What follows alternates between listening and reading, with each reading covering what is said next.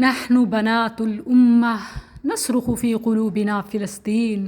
ہم امت کی بیٹیاں دل میں فلسطین کا درد رکھتی ہیں. ابھی اطلاع ملی ہے کہ اسرائیل نے قطر میں دھماکے کیے ہیں. اسرائیلی میڈیا نے بھی اس کی تصدیق کی ہے اور وہاں حماس کی قیادت کو نشانہ بنانے کی کوشش کی گئی ہے. لیکن حملہ تو قطر کی سرزمین پہ ہے اور یہ واضح اس کی خود مختاری پر حملہ ہے اور اس کے ساتھ براہ راست بین الاقوامی قوانین کی بھی خلاف ورزی ہے. یقیناً اب قطر سخت ترین رد عمل دے گا اور قانونی احتجاج کا بھی حق رکھتا ہے. خلیجی ممالک میں بھی کشیدگی پھیلے گی اور خطے میں تعلقات مزید بگڑ سکتے ہیں. لیکن یہ غزہ کی بار نہ تھا.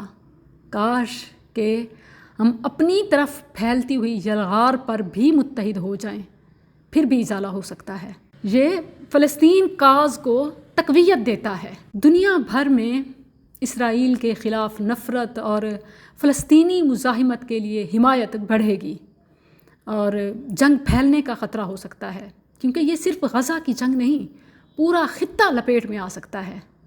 یہ واقعہ اس بات کی دلیل ہے کہ اسرائیل اب اپنی جنگ کو صرف غزہ تک محدود نہیں رکھنا چاہتا. نہ ہی اس کا نشانہ صرف غزہ ہے، بلکہ اس کا نشانہ اسلام اور مسلمان ہیں. وہ پورے خطے پر قبضے پر تلا ہوا ہے.